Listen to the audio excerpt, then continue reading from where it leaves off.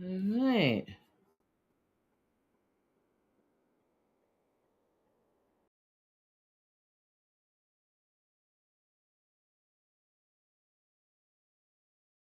I am trying to figure out how to get me there.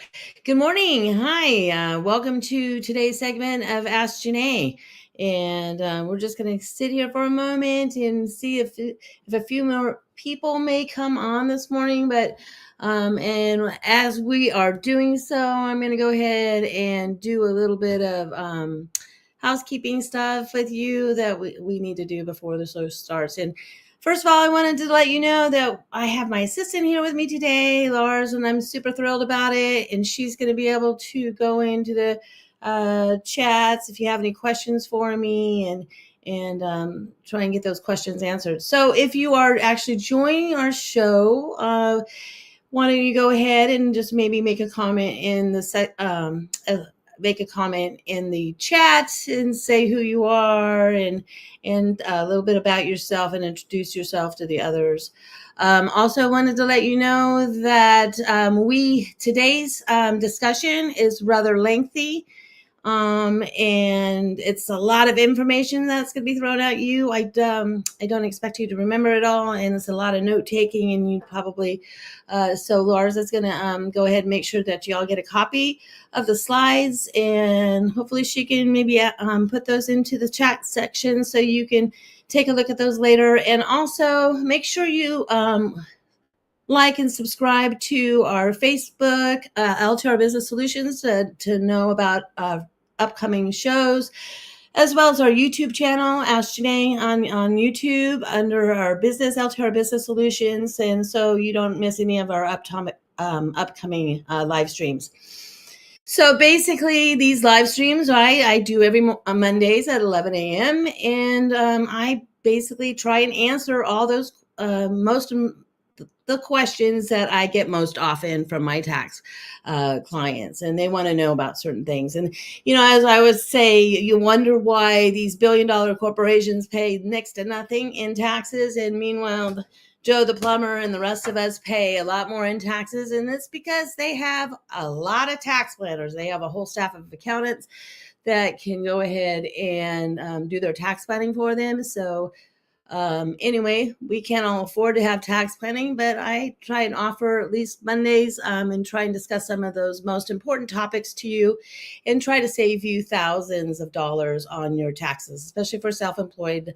We can save you, up to the tens of thousands of dollars if you can, do a little bit of tax planning and have a little education on some of the new laws and what's going to affect you in the upcoming year or our current year, 2024. So today I'm going to go ahead and get into our presentation, and I'm going to go ahead and do our little intro, and I thank you all for being here.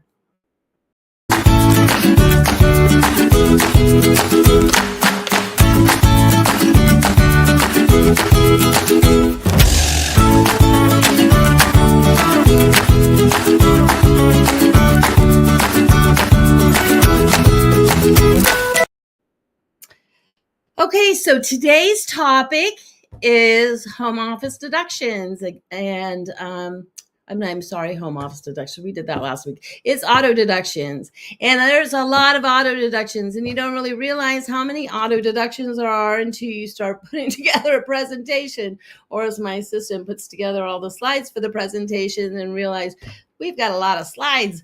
Anyway, I appreciate all her hard work on this. It makes it all possible for me to do these for you. So let's just hop right into it.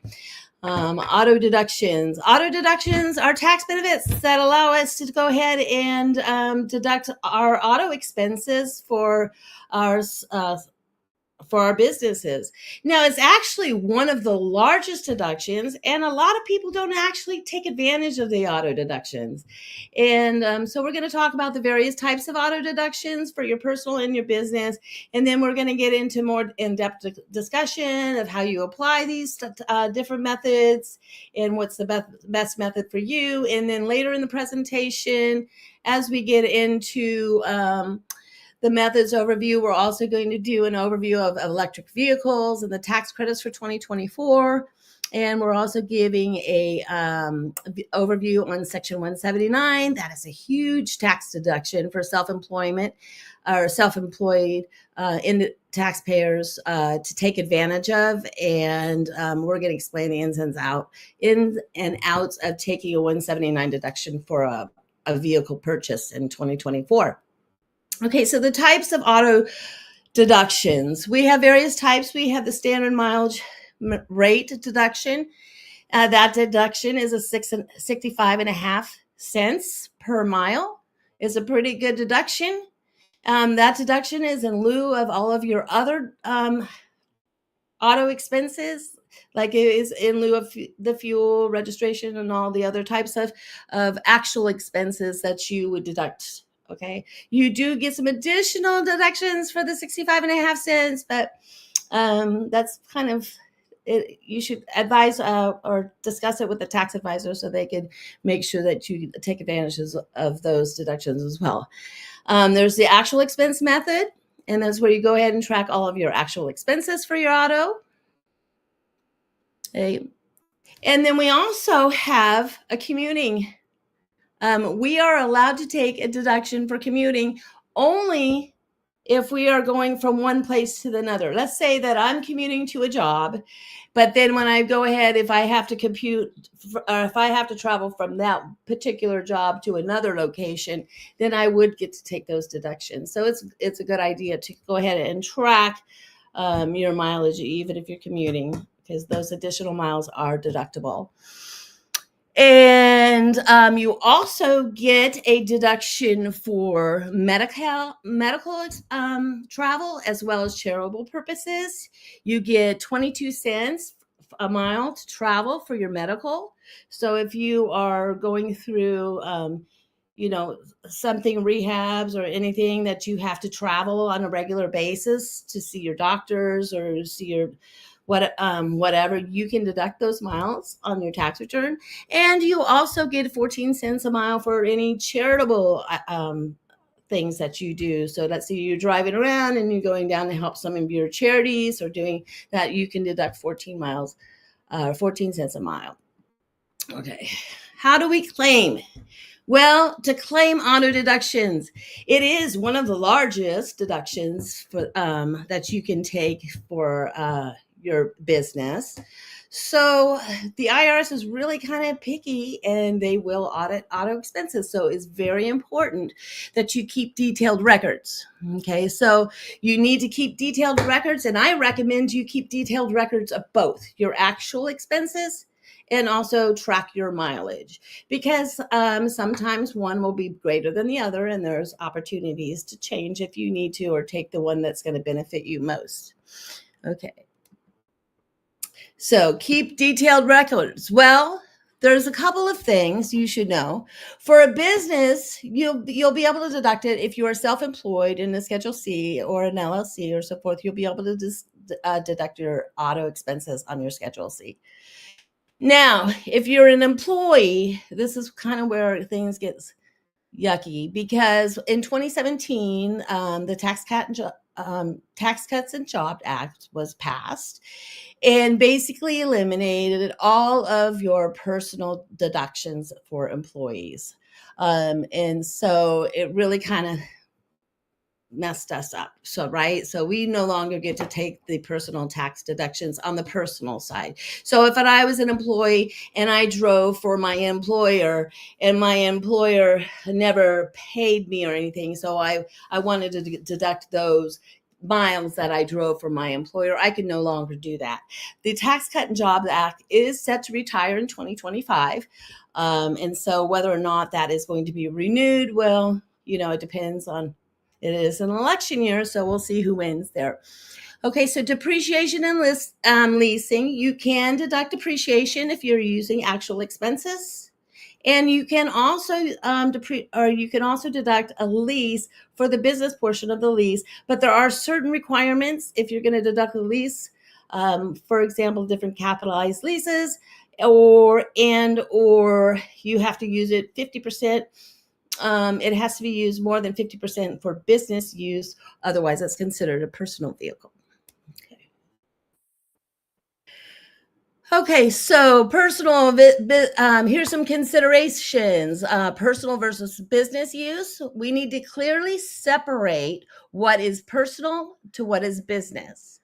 And so, however you want to track that, but you need to have clear records of what is personal and what is business. So, what is your total overall miles that you take on your vehicle for the year, and what is your total mileage that you did for your business? Now, record keeping and accurate, detailed records are critical because the IRS is going to audit one of these. These are one of the most important things that, their biggest deductions. Again, these are the ones they're going to audit. So, but I mean, it's not to be feared because as long as we're keeping detailed records and we were doing our due diligence, we are entitled to take these deductions. So it's important that we do so. Now, the laws change every year, sometimes mid-year, depending on how much fuel is and whether or not they're going to raise the standard mileage rate. So it's important to stay up to date on the laws. And they do mileage tracking apps, which I like the Mileage IQ. There's a couple of different mileage tracking apps that are really nice that actually will track your mileage for you. And you could basically say, oh, this is for business, this is personal. And at the end of the year, you just print a report and it has all of your business and personal mileage tracked for you. And then so you also can have vehicles that are for mixed use. Like say you are going to, you have a car and you use it 70% for business, but you do take it out on occasion on the weekends and whatnot. That's perfectly legit. You can do that, but you only get to deduct the part that you use for business. So you'd get to deduct 70%, and 30% would be considered personal. Okay. So let's talk about the differences between the standard mileage and the actual expenses and getting the biggest deduction. So basically, we're going to track both. And I have some clients that do an excellent job keeping track of those receipts. If you have good bookkeeping, you can use QuickBooks. They have the ability to, use, okay, so I lost my train of thought. I see. Hi, Adrienne. Does commuting? Let's see. I don't know why this little scrolling thing. For business as personal or business? Okay, so if you are commuting, it depends, right? It depends on if you're doing it for personal or for business, but commuting is typically personal. So again, it's going to, you really don't get to take those commuting deductions right now, as well as the charitable ones. Those would be taken on your Schedule A if those were for personal. Again, but if they're business commuting miles, let's say that I am my home office, if I'm traveling or whatever, commuting to a particular job, even if it's a long-term assignment, so something like that, you can track those commuting miles, but I would actually take the 65.5 cents for those because that would be more travel. Anyway, that's about the laws. The laws are still on the books. It's just that the Tax Cut and Job Act eliminated the personal deductions 2017 through 2025. And it's supposed to be a temporary thing. It's a way for them to give tax breaks to other areas. So anyway, so let's see the actual. Okay, so we have two methods of tracking: the actual expense method and the standard mileage method. And the advantages of, we want to know what the advantages of. Sometimes, a lot of times, your actual expenses are going to be greater than your mileage deduction. And so, what we want to do is we want to make sure that you're taking the larger of the two, if possible. And then the IRS does have, like I said, a number of certain rules about employers taking. Let's say if you have a flight or a fleet of vehicles, then you are required to use actual expenses, and so you don't get the opportunity to actual mile or the standard mileage. The IRS offers two ways of calculating, as we talked about, the method, the standard mileage method, and actual expenses. And again, if you're using the standard mileage rate at 65.5 cents, The amount increases, 65 and a half cents for 2023. That's what we're doing now. 67 cents per mile for 2024. I need to correct myself there. When choosing between the standard and actual expenses method for deduction costs related to business, consider the following points. How does it work? Deduct a fixed amount per mile driven for businesses, 6.5 cents per mile, requires tracking versus personal mileage. So again, go ahead and use one of those apps. The cons is a lower deduction if you drive less or if your car has high operating cost. Okay. Actual expenses, deduct actual vehicle expenses, fuel, maintenance, insurance, etc., based on a percentage of your business use. The pros, it can have significant costs like depreciation, large repairs, any larger deductions. It's best to use your actual cost. The cons, it requires much more record keeping. So your accountant's going to ask you for a lot more stuff, about your vehicle and depreciating your vehicle when it was placed in service and so forth. So we can depreciate that if it's had any major repairs, major ones that increase the life of your vehicle. These are all things that take into consideration if you are going to go ahead and use the actual expense method. Okay, if you use a standard rate mileage in first year, you must continue with it for that vehicle in future years unless you switch. Well, basically, they're going to assume that you're going to go ahead and use the standard mileage rate from going forward. They don't really want you switching back and forth because they know that you're trying to take advantage of, and that's exactly what we do. But we will switch if we need to. You can choose the best method each year based on the yields of a large deduction, expense tracking, and categorization. And again, record keeping, maintaining the detailed record is the most important thing when you are doing your auto deductions. So we want to avoid any audits as possible, but that sometimes happens. But if we have detailed records, then who cares? We're going to beat the audit. So anyway, because we're entitled. All right, so a couple other things that I wanted to also include in today's discussion, because I've had a number of questions and I figures, well, it all kind of ties in with auto deductions. And because I had a couple clients that were talking about purchasing vehicles in 2024. Is it a good idea to purchase a vehicle in 2024? What type of vehicle should I be purchasing? Do I get any tax credits or tax incentives for purchasing a vehicle in 2024? So let's talk about that. Okay, so the overview of electric vehicles. We know that, the whole industry is trying to go towards these electric vehicles. Some people are really happy about it and others not so happy. But anyway, it's what it is. It's happening. So, but the government is offering incentives for us to convert to an electric vehicle. Okay, so what are those benefits? Well, the federal government is going to go ahead and give us $7,500 to purchase an electric vehicle.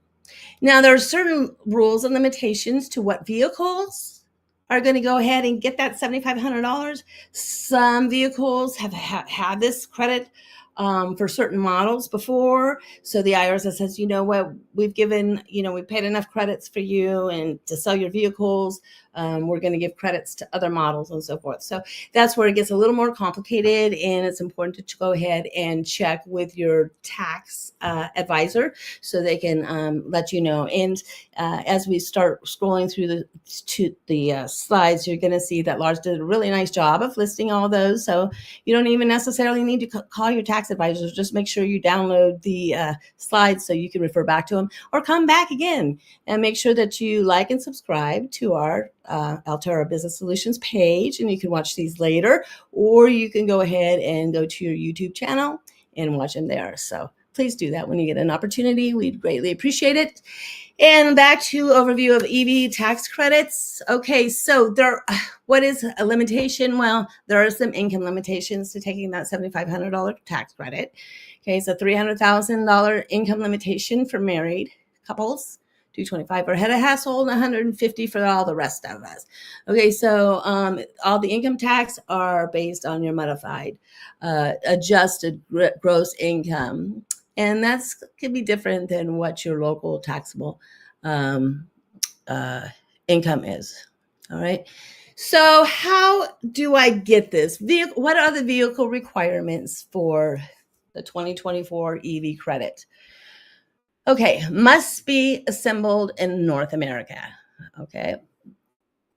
The price caps for the cars, and this is where it gets really difficult. Okay, $55,000 for an EV. That's where the price cap is. And I know I've looked at a number of different EVs, and they're way more than $55,000.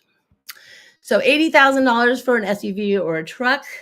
I'm not sure what the Tesla Cybertruck is, but anyway, vehicles must also meet battery sourcing criteria, which involve domestic production materials and trade partners rather than China. They want to make sure that if you're purchasing a vehicle, that vehicle has all American parts in it, including batteries. They don't want lithium batteries or any batteries that are built in China. Now, leasing options is always a way to also to receive this credit. And the nice thing about leasing with an EV credit is has no price cap, no income limits, and no domestic manufacturing requirements. So the leasing an EV is a good way if you know of any manufacturers that actually will lease. I don't think Tesla leases, but anyway, you also can get an EV credit for a used vehicle. You can get $4,000 of it for a used vehicle. Okay, and so both you have the $150,000 for households, $75,000 for single filers. If you want to go ahead and receive that $4,000 for a used EV. Okay, business can claim up to $7,500 for light vehicles, and this is where it gets really good. They can claim up to $40,000 for their larger. There are fewer restrictions compared to personal vehicle credits. So if you are buying an EV for your business, you have better options. Okay, vehicle delivery timing. It actually has to be when the vehicle is delivered. Okay. Current eligible vehicles, there's like the Tesla Model Y, the Chevrolet Bolt, the Volkswagen ID.4 being examples of those that may qualify. Okay, so anybody have any questions on electric vehicles? Okay. So there's one, $7,500 for a tax credit for an EV, or up to $40,000 if you really want to get one of those Cybertrucks. All right. So anyway, Section 179, this one is huge. This is a really big deduction if you're self-employed. And this is also available to self-employed or businesses. Okay, Section 179 deduction overview. What is Section 79? Well, if you're a business and you purchase an asset, you have the ability of taking what's called Section 179. It allows you to depreciate the entire asset or a portion of an asset or whatever for a year or for that particular year. So, okay, so what if I wanted to go ahead and buy a vehicle? I mean, a vehicle could be $50,000 vehicle. And you'll see the list of vehicles. And can I deduct the whole vehicle?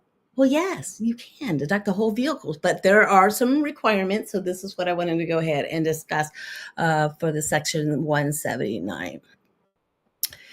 Okay, so what it is, it allows you to deduct full purchase price of a qualifying vehicle if it's over 6,000 pounds.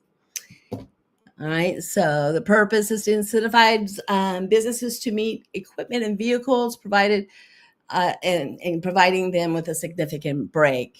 Okay. So limits for 2024 for vehicles with a gross vehicle weight between 6,000 and 14,000. The maximum deduction is $30,000.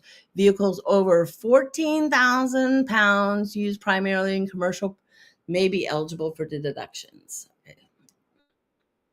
So qualifying vehicles for 2024. Here's the list of all the vehicles that qualify for Section 179.